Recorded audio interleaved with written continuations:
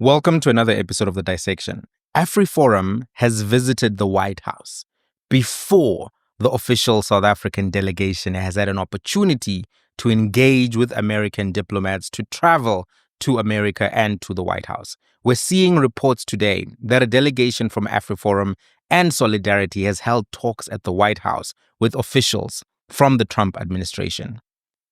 This AfriForum visit happens at a critical time, just after Donald Trump has cut funding to South Africa and offered special refugee pathways and assistance for Afrikaners who are being persecuted in South Africa. We saw this with the Trump executive order earlier this year. It's clear, looking at this report and looking at the way that AfriForum has been moving, that AfriForum does have people working inside the White House. I think AfriForum also has major backers locally who have inside connections to the White House. What's not clear is whether everyone within the Afrikaner community supports their current initiative and their current rhetoric. I remember the clip from Biz News where they said that Johan Rupert played golf with Donald Trump and Annie Earls and arranged a phone call for President Cyril Ramaphosa. That's a significant amount of power that he has, a significant amount of access and influence that he has. And he's somebody who I think is a donor to AfriForum and somebody whose organization that he funds has been very critical of the Expropriation Act. And that also could be a way that AfriForum is accessing these corridors of American power because Donald Trump respects billionaires, he has relationships with billionaires, and he gives them more airtime than he gives most ordinary people. The other people that he gives lots of airtime to are the powerful autocrats around the world. He respects them and he has this open door policy for them, right? He will talk to Putin. He spoke to the North Korean dictator. In general, he seems to be willing to do this. So based on the Rupert interview, it seems that, there's access. The organization that I'm talking about is the Free Market Foundation. The Free Market Foundation is funded by Johan Rupert. And they've been very critical of the Expropriation Act as well. So it may very well be that AfriForum and Johan Rupert on this issue are, working together in tandem, in agreement, and he may be the one who helped them. We won't know.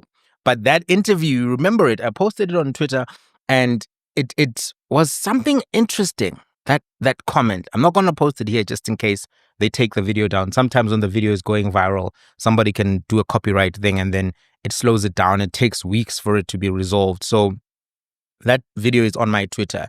You can go back and listen to it, right? So that could be the reason. Let's go back to AfriForum now. Let's go back to AfriForum. They've been a contributor to the narratives about South Africa, the narratives which have been accepted and repeated by the Republicans. They've gone to conservative conferences. They've appeared on major conservative media channels. I mean, they visited Ted Cruz at some point.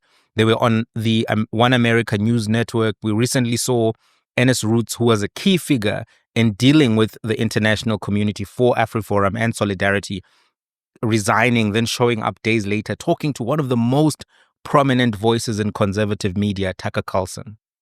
So the rhetoric coming from AfriForum clearly has permeated and been accepted by the Republicans. That much is clear. Whether it's exclusively them is a discussion that's open for us all to think about, but it looks like they're one of the key drivers, right?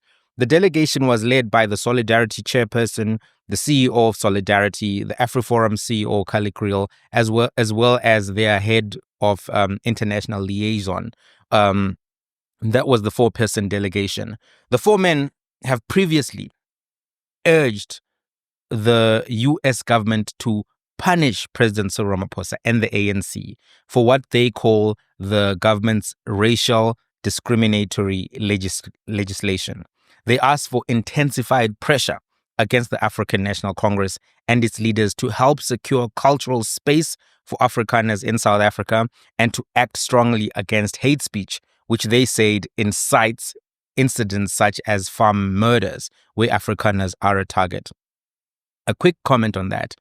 The farm murder narrative is a very misleading narrative. Farms are some of the safest places you could actually be in South Africa. There are over 70 murders a day in South Africa. Murders occur in townships, in suburbs. They occur in CBDs more than they occur in farms. In fact, of the 22,000 or so murders a year, only 160 or so happen on farms. And the murders which happen on farms are not exclusively murders of farmers. They're not exclusively murders of white people. Farm workers have been killed. Sometimes it's the farmers themselves who kill their spouses and families, etc. We saw the very troubling story about the farmers who killed these two women and fed them to pigs.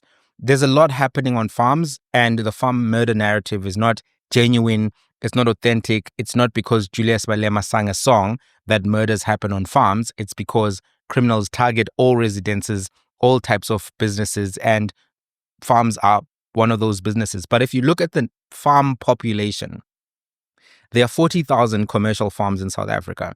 So even if you were to assume one farmer is working on one farm, there are 40,000 people there. Those farmers have got families. Let's assume families of 2 or 3. Already the farm population is on 120,000. Then you add the workers on a commercial farm. They can be between 10 to 100 workers on a commercial farm. And we know that there are 850,000 farm workers from the Stats South Africa quarterly labor force surveys. So if you were to add the farm owners, 40,000, the farm workers, 800,000, add another 100,000, the farm population is about 1 million people, slightly more people living in and around farms, commercial farms in particular. The fact that 160 murders occur on farms a year compared to the other types of residences show you that farms actually are some of the safest places in South Africa, right? So that narrative, they've pushed it, the narrative of the land is being taken back in racially discriminatory ways. I've addressed this particular argument in other platforms, other videos that you can go watch on the platform. So, but that's what they were saying, right? So now, why are they in America now? Kali Creel says that they're in America now to fight for AGOA, the preferential agreement that allows for South Africa to sell its goods in America at lower tax rates, etc. It gives you tax exemptions, etc. So what Kali Creel says is that we need to speak to the United States in the interest of all in this country. And it is AGOA and PEPFAR, which is the funding for the prevention of HIV and AIDS.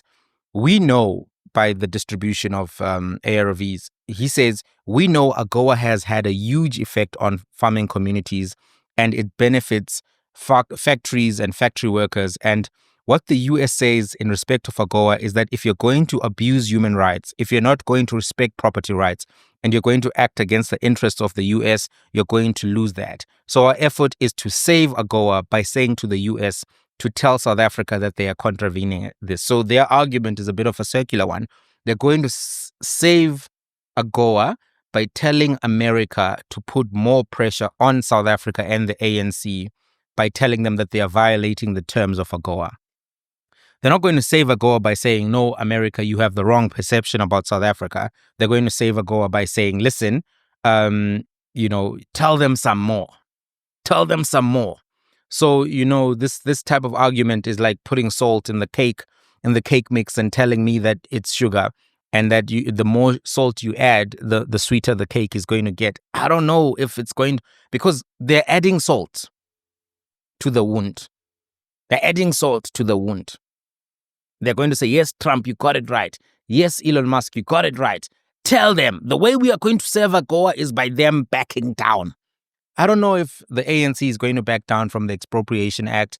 I don't know if the narratives that are being pushed right now by the right-wing groups in America are accurate. So going there without correcting those narratives is something that I don't think will lead to AGOA being saved, but it may actually put AGOA at more risk. I don't know if you guys get what I'm trying to say and what you think about that. So there have been reports already that South Africa is going to send, the South African government is going to send envoys to the United States. On the 6th of February, President Cyril Ramaphosa announced in his State of the Union that he will be sending a delegation of government and other leaders to various capitals on our continent and across the world to explain the many various positions that we have taken, and in particular, the objectives that we wish to achieve during our presidency of the G20. And then we saw some reporting in Sunday Times how they were going to actually send delegations to the EU, etc., to build up some support with the Europeans, and then later send delegations to the USA to talk to the Americans and try to work something out with the Americans. At this point, it's worth asking if those envoys are going to have any impact after AfriForum has already preempted the government's trip and has already traveled to the White House and made these types of presentations. You know, we don't even know if they're going to be meeting the same people that AfriForum met and actually have any persuasive impact. We already saw the incoming US ambassador to South Africa, Joel Pollack, indicating that the Americans are not going to buy a soft-spoken delegation from South Africa, which is going to try to talk them down. At this point, we have to ask, does the South African Department of International Relations have the right leadership to tackle this moment and this Trump administration? Do they need to remove Ronald Lamola and put someone else? Is that something that is in line with his political aspirations, Ramaphosa's aspirations? They do want Lamola to be a prominent player at the next ANC conference and possibly the next president of South Africa. But we have to ask the question, AfriForum is making these moves. What is Lamola doing? Is he the right person right now for this moment? Right. So that's one question. The other question that we have to ask ourselves is this question, and it's a serious question. Does the conduct of AfriForum seem to be anti-democratic or subversive? Let me repeat that. Does the conduct of AfriForum seem to be anti-democratic or subversive to you? What do you think? Why I'm raising is that while you have differences of opinion on various matters in any democracy, should there be groups of people that can access high-level diplomats in the most powerful nation in the world without having to be accountable to South Africa as a whole? And then they say they're speaking for all South Africans. The difference between a minister, a member of parliament, to a private organization is that the ministers have to account to parliament. They have to make their arguments in parliament. Ministers are asked questions. They have to respond orally and in writing. They have to appear before parliament. There are committees that oversee them. There are various ways of accessing information in their ministries. There's the Promotion of Access to Information Act. There's the Promotion of Administrative Justice Act, which has important guardrails against the abuse of power by government ministers. There's the Ethics Code. These are all instruments of accountability. It is possible for a public to know what a minister is saying, doing, how they are moving, how they're spending their resources, etc. With AfriForum, there's no way of knowing what they're up to. There's no way of holding them to full or any transparency because they're private organizations. We don't know who's funding these trips. We don't know if Rupert is even involved. All we can do is speculate, try to connect the dots. But that leads to a question about, are they acting in a pro-South Africa manner right now? Are they even acting in a pro-Africana community manner? Because many people are concerned about, AGOA. They are concerned about losing access to the American market for their agricultural products. There are 40,000 commercial farmers in South Africa. Are they happy with this approach, this strategy? Right? What is AfriForum saying to other organizations such as Agri-SA? What are they saying to commercial unions? What's going on there? And how do those entities even hold AfriForum to account? There's no way of knowing, right? I want to put something to you just in a different way of looking at it. I don't think Donald Trump himself would appreciate a group of Democrats from a pro-Hillary Clinton think tank traveling to China to speak to the Chinese Communist Party or the president of China. I think Trump would have a fit if that happened. I think we can all envision the tweets, the media interviews. He may even threaten them with arrest, etc., etc. He would never entertain that. Then the question is there a difference between the hypothetical of the pro-Hillary Clinton think tank traveling to China and AfriForum traveling to speak to the Republicans and high-level officials in the White House? Who they're speaking to, we don't even know. Where do you stand on the issue of the Expropriation Act? Where do you stand on this issue of AGOA? Where do you stand on Elon Musk? Where do you stand on Doge and the cancellations of US aid? Tell us in the comments. After the episode, I'm always in the comments. After I upload and distribute the episode, I'm always in the comments talking to you guys and having conversations. So let's jump into the comments. Let us know what you think. Book club membership is on the way. That's going to be the membership that we're going to offer. And we're going to discuss all the details soon. There are going to be discussions and I think we're going to dive into some books on Elon Musk that are worth looking at. right? And books about other South African billionaires to do some analysis around that. You know, there are 2 books on Elon Musk, one by Walter Isaacson, the other one by Ashley Vance, worth looking at considering what he's doing and how South Africa is a factor. We're going to be doing synoptic reading as one of the differentiators to the usual book club that just takes one book at a time. We're not going to be looking at fiction books or something like that. We're going to be looking at these current affairs, business, economics, politics types of books so that we can have a better understanding of the world, have a better understanding of the current South African moment. And we're going to try to keep it more in the current affairs, less history, unless those historical books are important. Classics as well as new books. I think the scripture says, my people perish for lack of understanding. We have to get understanding so that we don't perish. The world is changing so much. So we'll be doing synoptic reading. Synoptic reading is a method of reading multiple texts in the same subject in a comparative and analytical manner to gain a deeper understanding of the topic. The term synoptic comes from the Greek term. I'm not a pastor right now. I'm not about to say, if you look at the Greek, but you need to know. The term synoptic comes from the Greek term synoptikos, meaning seeing together. Synoptikos, seeing together. This approach is commonly used in academic research, philosophy, and theology, where different perspectives on the same issue are examined to synthesize knowledge. Some key aspects of synoptic reading: you compare different sources, you read multiple books, articles, papers on the same topic to identify common themes and differences.